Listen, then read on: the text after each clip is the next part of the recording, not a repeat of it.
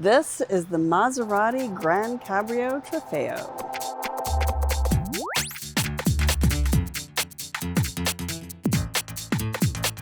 Maserati has been a little quiet lately. About 7 or 8 years ago, they decided to retool the entire brand.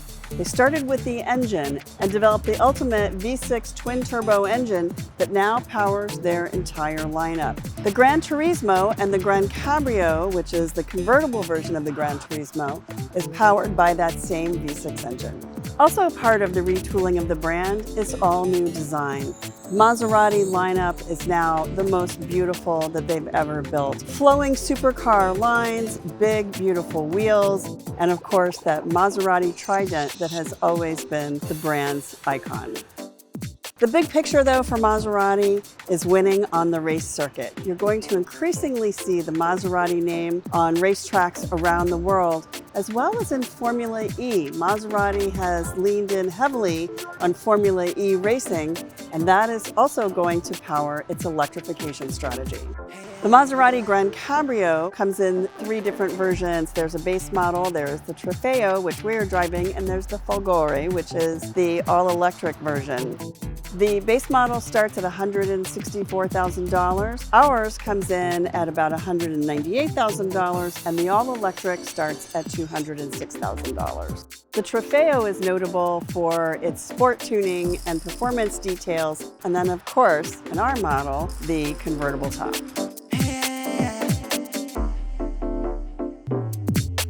The Italian heritage of Maserati is seen throughout the GranCabrio. It starts with this beautiful leather. Leather covers every surface in this car, and it is quite gorgeous.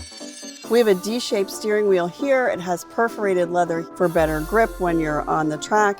The multimedia system is actually a product of Maserati's parent company, Stellantis. Several years ago, Stellantis made a huge investment in multimedia systems. They hired a team of about 70 people, many of whom came from gaming and entertainment, to develop a really great multimedia system and all the tech interfaces in their cars. And that really shows up in the Maserati GranCabrio. The starter is right here on the steering wheel. And our drive mode selector is over here. You can just dial through the different drive modes and you'll see things change as you go to Sport or Corsa, which is Italian for track.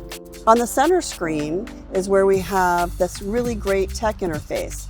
It can be customized to a certain degree. You can actually set the clock to classic, sport, or design, whichever you prefer, on the iconic center clock, something that every luxury car has. And this is how we raise or lower the soft top. So I can just swipe and hold and put the top up, and it actually gives us a graphic showing us what the car is doing.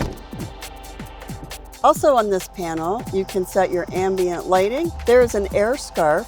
There's actually warm air that comes out of the headrests in the front seats when the temperature is cold outside. But if using the multimedia system is too much, or you just need to keep your hands on the wheel, you can do this. Hey Maserati, set the cabin temperature to 68 degrees. I've set the temperature to 68 degrees. Another very modern feature in the Maserati are these electric door handles. All you do is push this little button here and the door pops open. There is an analog door release in case you lose power. You can pull this to open the door, but it's also electric on the outside. You just pull the little tab and the door pops open. One of the most incredible things in the Maserati Gran Turismo or GranCabrio, though, is the Sonus Faber Sound System. It is literally $1 million sound system. They build a speaker system that costs $750,000. The balance of the system is another $250,000. You can start here with choosing your audio settings, so you can customize a lot of the settings on the sound system. And if you decide that you really want to turn up the sound on the Sonus Faber sound system, the volume control is right here on the back of the steering wheel. And I can't demonstrate for you how great this is. You'll have to take a test drive and find out for yourself, but it does sound like $1 million. One of the reasons that racing is so important to Maserati is it's truly in the company's DNA. In fact, Maserati is the oldest or one of the oldest racing brands in the world. And Maserati's early engineers actually designed a lot of the technology that's still used in racing today, including these paddle shifters. Notice how they're really long and they are attached to the steering column. These were designed by those engineers who then went on to work at Ferrari to ensure that wherever the steering wheel is, the paddles are always in the same place, upshift and downshift. I recently had a chance to drive the entire lineup and will say they are spectacular. That single engine strategy is a winner. This is one of the most fun cars on the road.